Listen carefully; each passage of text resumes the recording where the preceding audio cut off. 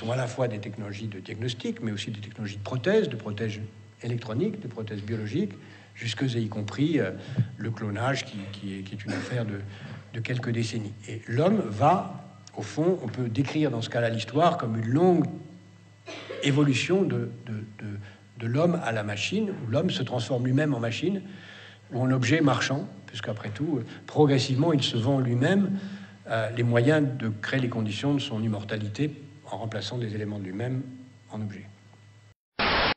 Ensuite, parce que le processus d'apprentissage lui-même exigera d'accumuler un plus grand nombre de connaissances. Et enfin, parce que il n'y a de croissance dans un secteur que si ce secteur connaît une productivité. Et il y a aujourd'hui 3 ou 4 domaines dans lesquels la productivité n'augmente pas. Il y a le coiffeur, hein, il faut toujours autant de temps pour couper les cheveux, même si parfois ça va très vite.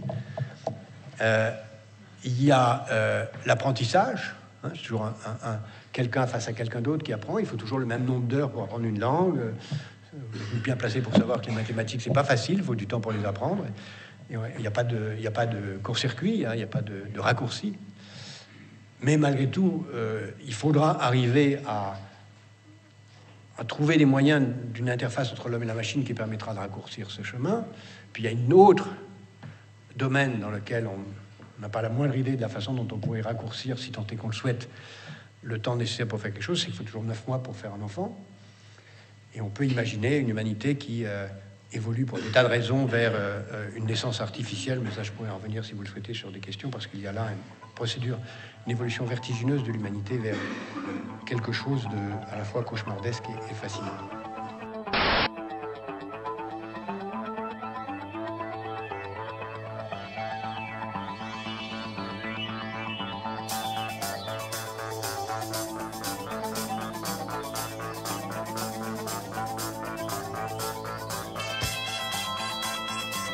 Salut à tous et bienvenue pour ce 60e numéro des infos dont on parle peu.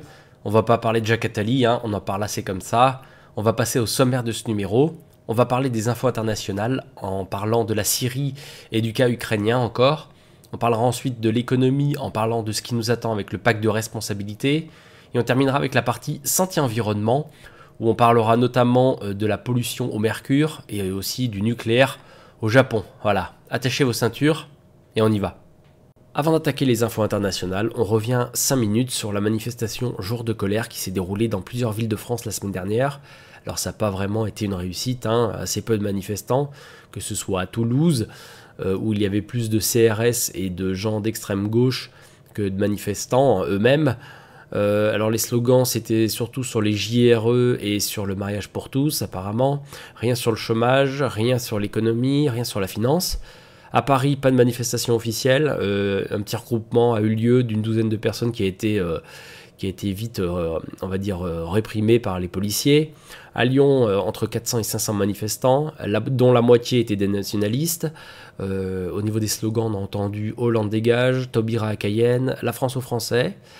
Et à Nantes, 200 personnes sont venues manifester. Il y avait la dissidence française, les hommes mènent, Hollande dégage, l'Action française, EER Nantes et quelques autres dissidents. Alors l'ambiance était apparemment très bonne là-bas, pas d'incident majeur, à part quelques antifas qui ont balancé des boules de peinture sur les manifestants. Voilà, mais c'est pas très méchant. En tout cas, bien évidemment, la presse en a parlé en parlant forcément des nationalistes et bien sûr a qualifié la manifestation d'extrême droite, alors qu'à la base, elle est censée ne pas être d'extrême droite. Voilà ce qu'on pouvait dire sur la manifestation Jour de colère qui n'a pas du tout été une réussite. On attaque les infos internationales et on démarre par la Syrie, parce qu'en une semaine, il s'est passé beaucoup de choses.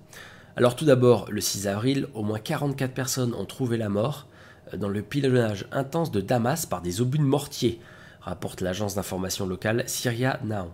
Je cite, « Depuis le début du mois d'avril, plus de 110 obus se sont abattus sur Damas et sur le faubourg de Jaramana, dans le sud-est de la ville, faisant 44 victimes et plus de 200 blessés. » Alors reste bien évidemment à déterminer qui lance ces obus.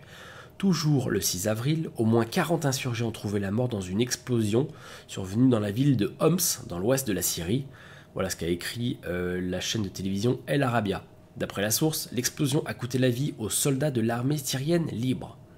Le 9 avril, 25 personnes ont été tuées dans l'explosion de 2 voitures piégées dans un quartier de la ville de Homs. Selon l'agence officielle Sana, je cite, « Des unités de l'armée viennent d'achever leurs opérations dans Rankous, rétablissant la sécurité et la stabilité dans cette localité après avoir tué un grand nombre de terroristes. » Fin de citation.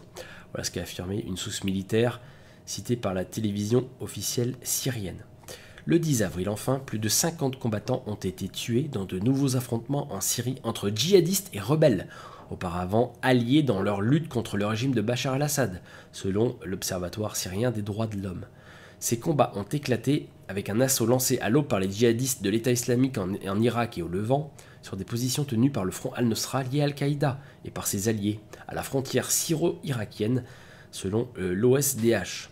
Les combats se sont déroulés en particulier dans la ville de Boukamal. Outre ces 51 combattants tués, le corps de 10 autres combattants apparemment exécutés par l'État islamique en Irak et au Levant ont été retrouvés à l'extérieur de Boukamal selon les mêmes sources. Alors si vous voulez savoir pourquoi ces factions auparavant alliées contre Bachar el-Assad sont maintenant en train de se faire une guerre fratricide, vous pouvez toujours voir l'interview de Fabrice Balanche qui vous explique exactement pourquoi ça se passe comme ça actuellement en Syrie. On passe maintenant à la Turquie juste à côté, mais en restant sur le dossier syrien, puisque l'armée turque a mobilisé des dizaines de chars et des lance-roquettes dans la localité de Nasibin, dans la province frontalière de Mardin, non loin du territoire syrien. L'armée turque a braqué des dizaines de chars et de lance-roquettes en direction des villes et villages de la région de Damişlo.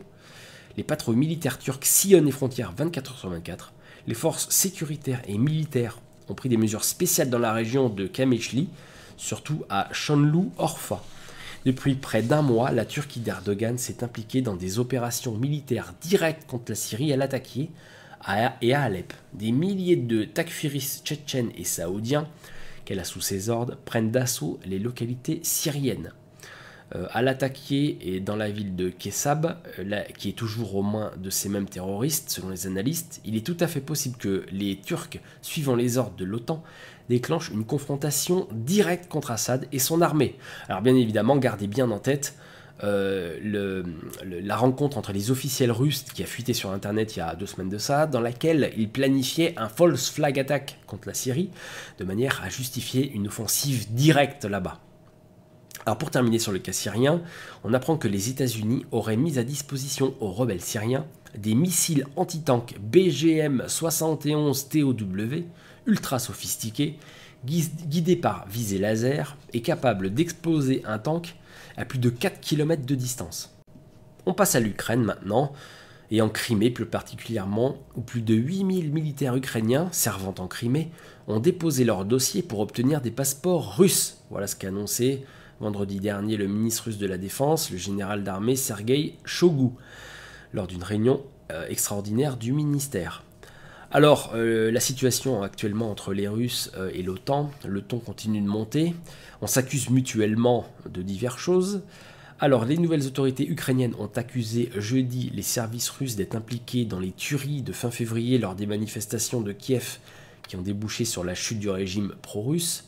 Je cite, « Des agents du FSB, service secret russe, ont participé à la planification et à la mise en œuvre de la soi-disant opération antiterroriste », a affirmé le chef de service de sécurité ukrainien Valentin Nalivaïchenko, concernant les tirs mortels du Maïdan, la place de l'indépendance, au centre de la capitale.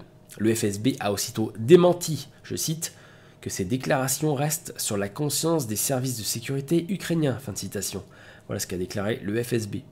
Alors de leur côté, les Russes accusent les États-Unis d'avoir déployé des mercenaires de Greystone. Alors vous savez, Greystone, c'est des entreprises militaires privées, comme il en existe des dizaines aux États-Unis. Eh bien, des mercenaires de Greystone se trouveraient en Ukraine actuellement. Les États-Unis ont démenti cette information. Le 10 avril dernier, l'OTAN a publié une quinzaine de photos satellites affirmant qu'elles représentaient des unités militaires russes massées à la frontière ukrainienne. Selon un communiqué de l'OTAN, l'état-major des troupes alliées en Europe a diffusé le 10 avril plusieurs images satellites aux médias européens qui montrent les lieux et les types d'unités militaires que l'OTAN observe le long de la frontière russo-ukrainienne. L'OTAN estime que la Russie a déployé des effectifs forts de 35 000 à 40 000 hommes près de la frontière ukrainienne. Elle affirme aussi que des photos représentant des chasseurs et des hélicoptères stationnés sur l'aérodrome de Primorsko-Akhartsk, une brigade de l'armée de l'air ou des troupes spéciales à Elsk, des blindés à Kuzminki, un bataillon d'artillerie aux environs de Novotcherkassk, des hélicoptères parqués dans les champs près de Belgorod. Voilà. La Russie a répondu à l'OTAN en l'accusant d'utiliser la crise ukrainienne pour créer une menace imaginaire. Ensuite, le secrétaire d'État américain au Trésor, Jacob Lowe, a menacé Moscou de nouvelles sanctions en raison de la situation autour de l'Ukraine et de l'Iran, rapporte le Trésor dans un communiqué. Alors, M. Lowe et son homologue russe Anton Siloumanov se sont rencontrés à Washington. Le secrétaire Lowe a de nouveau exprimé sa sérieuse préoccupation suite au rapport faisant état d'un possible accord pétrole contre marchandises entre la Russie et l'Iran. Il a clairement laissé entendre qu'un tel accord entraînerait des sanctions à l'encontre de toute entité ou individu qui serait impliqué dans ces transactions. M. Lowe a également mis la Russie en garde contre toute démarche susceptible d'attiser la crise en Ukraine. Début janvier, les médias occidentaux, citant des sources proches du dossier, ont rapporté que Moscou et Téhéran négociaient la livraison d'environ 500 000 barils de pétrole iranien par jour en échange d'équipements et de marchandises russes. Alors par la suite, le porte-parole de la Maison-Blanche, Jay Carney, a annoncé que Washington cherchait à instaurer des sanctions à l'encontre de la Russie et de l'Iran si cet accord avait finalement lieu. Donc voilà, donc la Russie et l'Iran qui veulent faire des affaires, mais apparemment on les empêcherait de le faire. On continue, Vladimir Poutine, lui, a mis en demeure les Européens d'assurer le paiement des milliards de dettes ukrainiennes ou risquent de voir leur approvisionnement de gaz menacé, relançant la pire crise Est-Ouest depuis la fin de la guerre froide. Alors que Moscou a augmenté de 80% la semaine dernière le prix de ses livraisons à Kiev, au bord de l'asphyxie financière, M. Poutine a prévenu qu'en cas de non-paiement, le robinet serait coupé.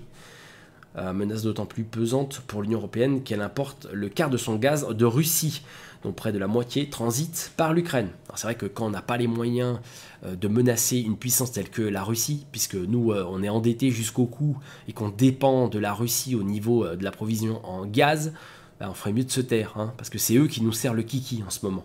Voilà.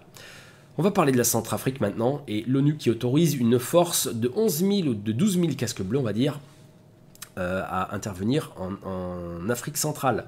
Le Conseil de sécurité des Nations Unies a approuvé la création d'une force de maintien de la paix en Centrafrique pour tenter de mettre fin à la spirale de violence entre chrétiens et musulmans.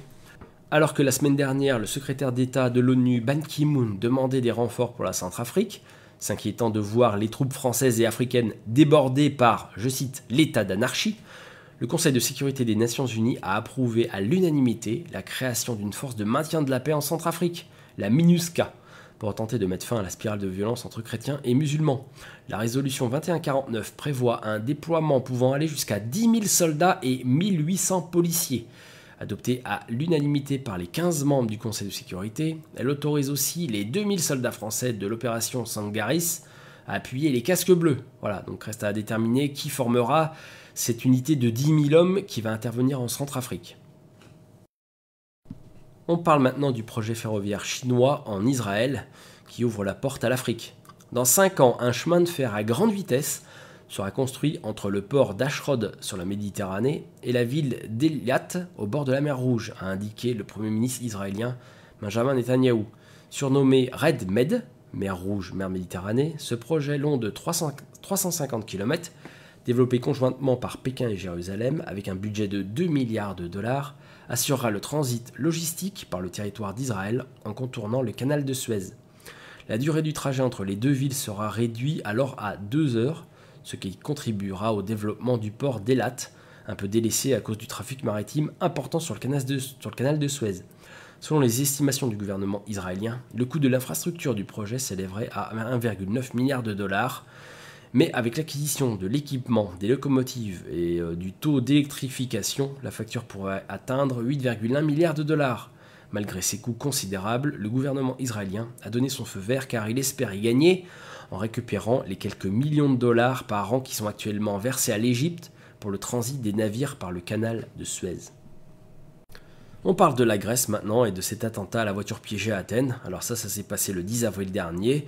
Une explosion à Athènes devant la banque centrale grecque qui n'a pas fait de blessés.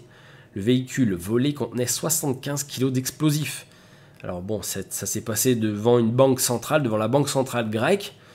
C'est tout sauf un hasard à mon avis.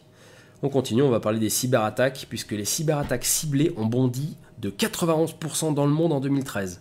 Et en France, ce sont surtout les PME qui sont visées en tant que porte d'entrée vers les plus grands groupes, selon le rapport annuel de la société américaine de sécurité informatique Symantec. Alors qu'elle avait progressé de 42% entre 2011 et 2012, les attaques ciblées, visant des personnes, des entreprises, un secteur ou un gouvernement, ont enregistré une croissance de 91% pour la seule année 2013. Ces attaques ont aussi duré en moyenne 3 fois plus longtemps qu'en 2012. Le rapport insiste sur le fait que 8 attaques de grande ampleur, causant la perte de dizaines de millions d'enregistrements de données, ont été recensées en 2013, alors qu'en 2012, une seule attaque avait pris les mêmes proportions. Concernant la France, le pays se classe au 15e rang mondial des pays où la cybercriminalité est la plus active, en progression d'une place sur un an, tandis que les États-Unis, la Chine et l'Inde occupent respectivement les 3 premières places. On attaque la partie économie et on va démarrer avec le département d'État américain qui aurait perdu 6 milliards de dollars en raison de mauvaise gestion de contrats au cours des 6 dernières années. Waouh! Alors ça s'est principalement déroulé au cours de la durée du mandat de l'ancienne secrétaire d'État Hillary Clinton, selon le rapport de l'inspecteur général. Alors, je ne sais pas si vous avez vu, mais Hillary Clinton, cette semaine, qui a donné une espèce de conférence, et on lui a balancé une chaussure à la tête. La chaussure, elle est passée juste à côté, pas très loin. C'est un peu dommage, mais enfin bon, voilà, elle n'est pas en odeur de sainteté par rapport à pas mal de gens aux États-Unis, apparemment.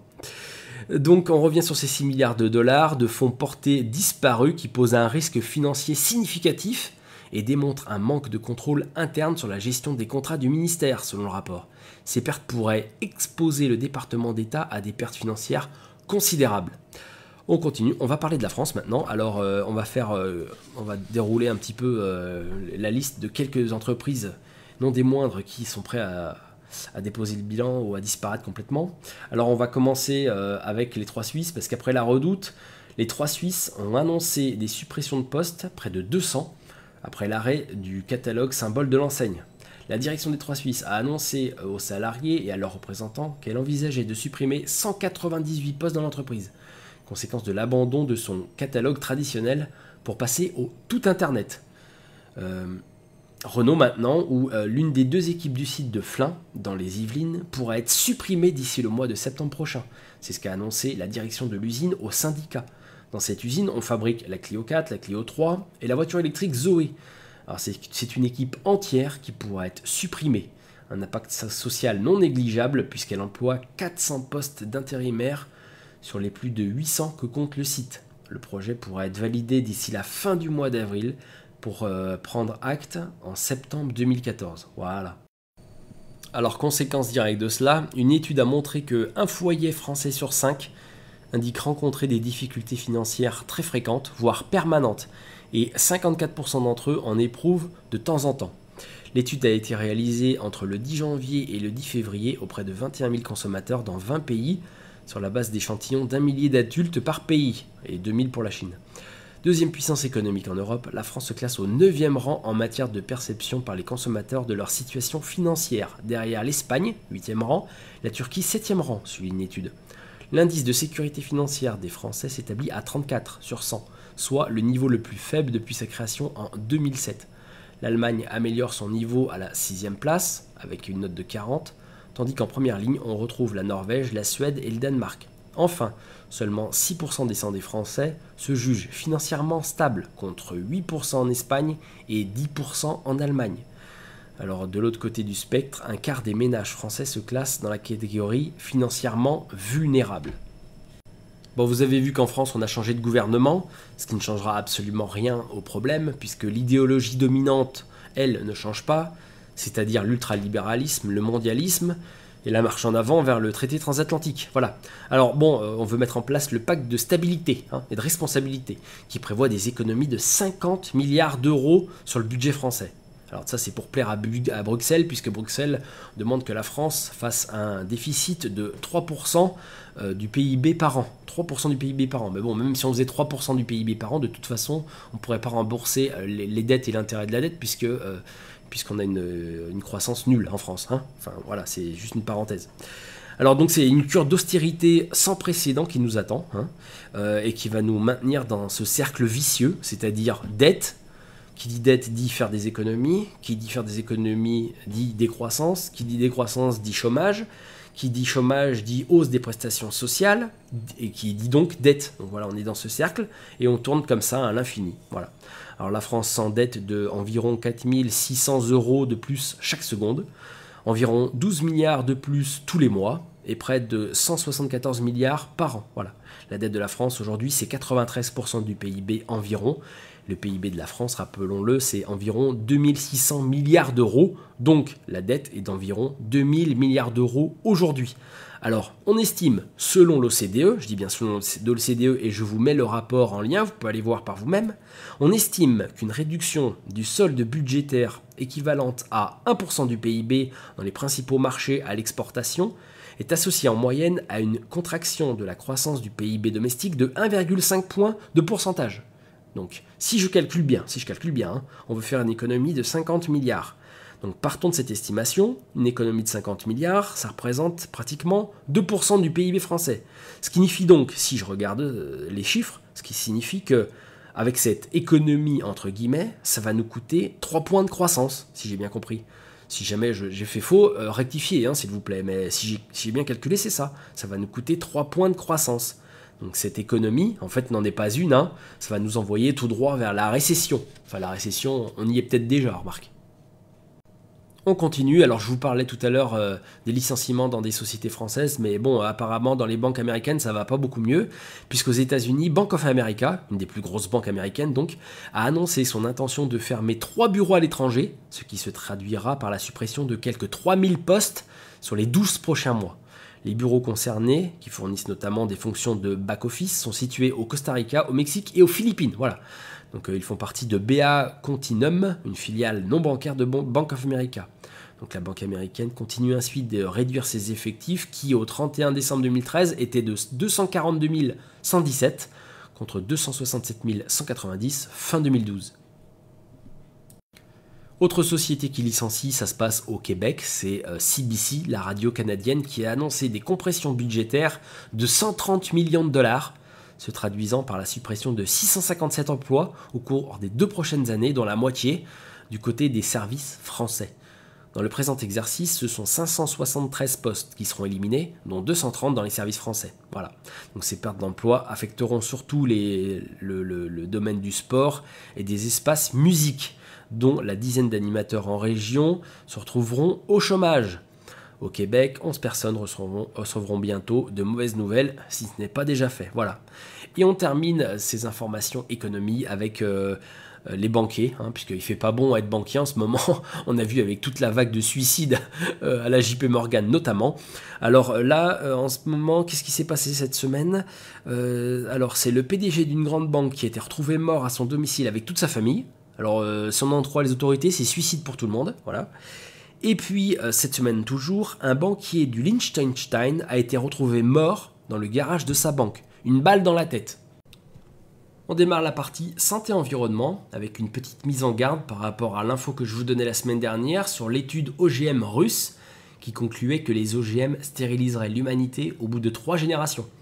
Alors bon, on m'a fait remarquer que cette étude datait déjà il y a plusieurs années, d'accord, et qu'elle avait été très controversée à l'époque. Voilà. Donc on va prendre des pincettes et on va mettre tout ça au conditionnel, on est d'accord. Vous voyez, c'est un petit peu comme l'étude française il y a peu qui montrait que les rats nourris aux OGM développaient des tumeurs. Vous savez, tout a été fait pour disqualifier l'étude. On a dit que la méthode n'était pas bonne, que ça ne prouvait rien, etc. Mais bon, nous voilà prévenus en tout cas. Alors, pour vous tenir informé sur les OGM, je vous mets en lien l'excellente conférence de Monsieur Christian Vélo à ce sujet, qui parle des OGM, et pas seulement des OGM alimentaires. Donc c'est une vidéo à voir. On continue et on va parler du Japon maintenant, puisque le Japon enterre définitivement le projet zéro nucléaire. Le Conseil des ministres japonais a adopté vendredi dernier le plan énergétique du pays qui consacre l'énergie atomique comme une ressource de base importante et enterre officiellement le projet zéro nucléaire du précédent exécutif. Ce plan à moyen terme prévoit une remise en marche progressive des réacteurs qui seront jugés sûrs par l'autorité du secteur, à l'instar de l'option défendue par le Premier ministre de droite Shinzo Abe depuis qu'il est revenu au pouvoir fin 2012. Toutefois, rien n'est dit que la part que pourrait représenter l'énergie atomique dans l'ensemble de l'électricité produite et consommée au Japon. Il est difficile à ce stade de donner des objectifs, a expliqué le porte-parole du gouvernement Yoshihide Suga. Voilà, donc il faut savoir qu'avant avant Fukushima, le nucléaire au Japon représentait entre un tiers et un quart de la production d'électricité voilà, pour l'île. Et on termine avec la pollution au mercure qui augmenterait de 283% la chance d'avoir un enfant autiste. L'empoisonnement aux métaux lourds semble être un facteur prépondérant menant à l'autisme, selon une nouvelle étude publiée dans la revue Computational Biology. Les chercheurs de l'Université de Chicago ont trouvé que la pollution de l'environnement, en particulier par le mercure et les composés contenant du mercure, peuvent être responsables de l'augmentation par 3 du risque pour l'enfant de développer un trouble de type autisme. Les données recueillies auprès d'assurance maladie déposées par 100 millions de personnes aux États-Unis au cours de nombreuses années ont révélé une forte corrélation entre l'autisme et l'exposition des mamans à la pollution. Selon ces recherches, les enfants nés de parents exposés à des niveaux de pollution élevés sont plus susceptibles d'être nés avec des malformations congénitales, environ 1% de chance de plus selon le rapport, mais ces mêmes enfants sont également plus susceptibles que les autres de développer l'autisme, 283% de chance en plus. Les femmes enceintes vivant dans 20% des zones les plus polluées ont 2 fois plus de chances de voir leurs enfants frappés d'autisme. De même, les femmes exposées directement au plus haut niveau de produits chimiques, type mercure, ont environ 50% de chances d'avoir un enfant autiste. Les enfants exposés à des produits chimiques au cours de leur développement voient leur développement cérébral touché. Les minuscules molécules de plastique, de produits chimiques, des médicaments, de pesticides et des métaux lourds comme le mercure interfèrent avec le développement des enfants et peuvent conduire à des symptômes de type autisme. Voilà, c'est terminé pour cette vidéo. Je vous remercie tous pour votre attention. Je vais vous donner rendez-vous la semaine prochaine pour une nouvelle vidéo des infos dont on parle peu. Merci à vous pour être de plus en plus nombreux à nous suivre. Merci à vous pour votre soutien, bien évidemment. Vous pouvez aller voir toute la production de l'Agence Infolibre cette semaine sur la chaîne YouTube de l'Agence Infolibre, sur le site de l'Agence Infolibre, agenceinfolibre.fr, sur le Facebook, bien évidemment, le Twitter, le livestream, bien sûr, vous en avez l'habitude. Voilà, restez bien informés. À la semaine prochaine. Ciao à tous.